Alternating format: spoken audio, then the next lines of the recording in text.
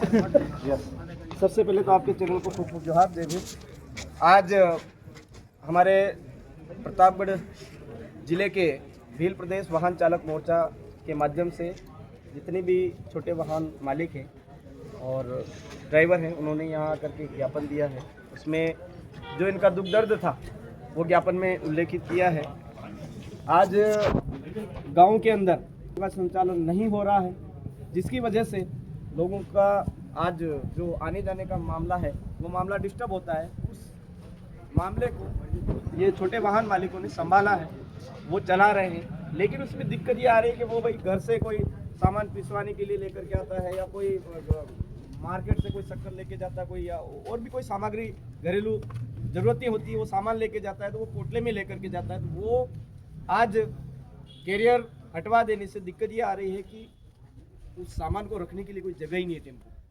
तो या तो आप रोडवेज बसों का संचालन करवाओ, आने जाने के लिए वाहनों की व्यवस्था करवाओ, या फिर ये जो व्यवस्था की है इन व्यवस्थाओं में जो इनको परेशानी आ रही है कि भाई ऊपर कैरियर जो हटवा दिया गया उसको ऐसा रहने दिया जाए और पाबंद किया जाए कि आप सवारी नहीं बिठाओगे। जैसे मैंने बातचीत करी इनसे, इन्होंने बोला है कि हम सवारियां नहीं बिठाएंगे, केवल हमारे कम से कम सामान रखने के लिए ये व्यवस्था करवा दीजिए, ये बात इन्होंने कही।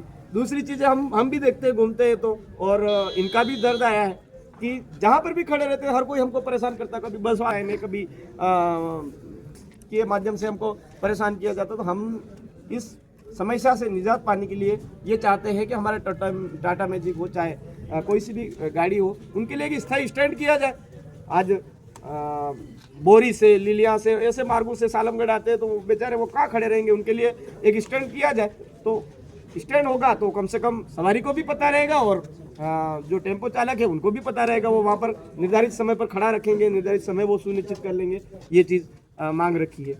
तीसरी मांग है कि भाई हमारी चौथी ये जो टोल है, आज 10 किलोमीटर के दायरे में बार बार टोल वसूला जा रहा है। तो कम से कम स्थानीय को यार कितनी बार आए, वो कितने बार आना जाना पड़ता है। तो अगर उनका टोल वाला ही माथे पड़ रहा है, उनका कोई हो ही नहीं रहा है, पहले से तो रोड खराब है तो वाहनों में बहुत सारी तकलीफें झेलनी पड़ती है। तो ये टोल से मुक्त किया जाए, इनको टोल टैक्स इनसे नहीं लिया जाए, ये इसमें मांग रखी गई है।